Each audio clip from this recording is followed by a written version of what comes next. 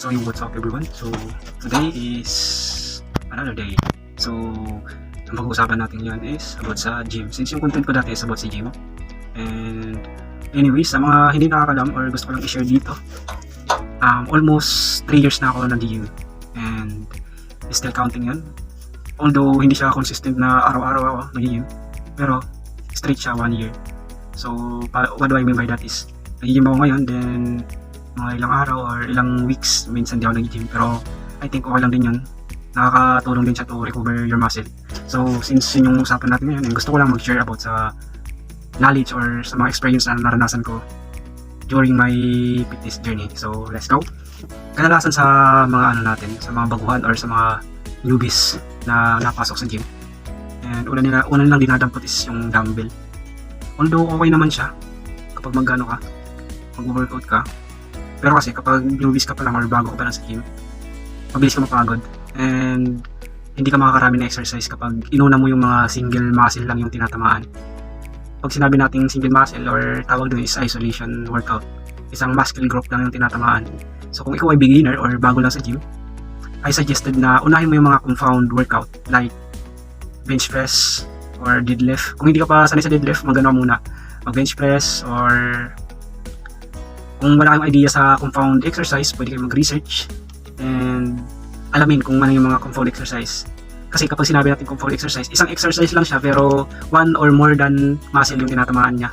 So kung beginners ka, and I think maganda yun na gawin para kunting workout lang or kunting exercise lang yung ginagawa mo, at least yung mga lahat ng muscle or lahat ng mga muscle group tinatamaan siya in one exercise. So yun yung tips ko, unang tips ko sa mga mag-gym. Huwag mag-focus sa isolation workout or mag-focus kayo sa compound workout. And another tip sa mga nagbabalak pumunta sa gym or nagbabalak mag-gym, if bago pa lang kayo or beginners pa lang kayo, huwag kayong mahiya or matakot na magtanong sa mga nasa loob ng gym.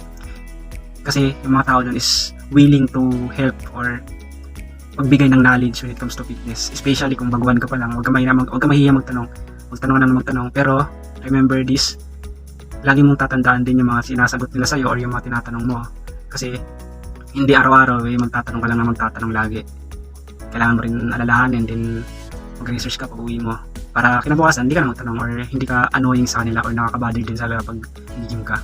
Kaya kung bago ka lang sa gym and hindi mo alam paano gamitin yung equipment, paano mag-workout or mga basic exercise, mga warm up before start sa workout set mo, magtanong ka lagi. So yun yung pangalawang tips ko lang. Third tips, kasi nung nagsisimula pa lang ako, yung payat talaga ako, sobrang payat ko talaga. Kung buti na nagkakaroon ako ng laman, sobrang payat ko talaga dati. I think yung timbang ko is nasa around 45 lang below. Sobrang malnourished ko that time.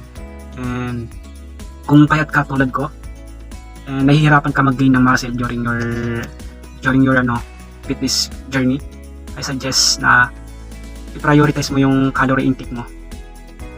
Especially kung payat ka talaga or skinny. Kasi dati ako, nahirapan talaga ako mag-build ng muscle kasi kapag payat ka kasi, feeling mo busog ka na kung marami ka nang nakain. Pero in reality, kunti pa lang yon. So yung tips ko is, i-breakdown mo yung meal mo. Gawin mong 6 meal a day. I-breakdown mo siya ng maliliit.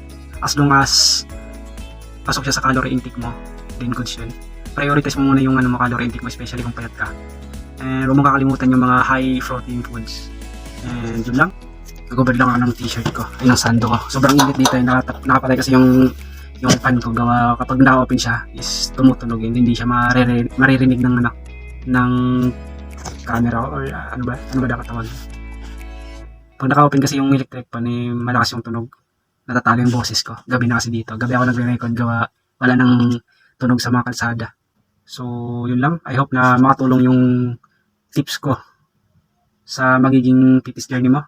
And yep, good night, see you tomorrow guys. See you in the next video. Bye bye.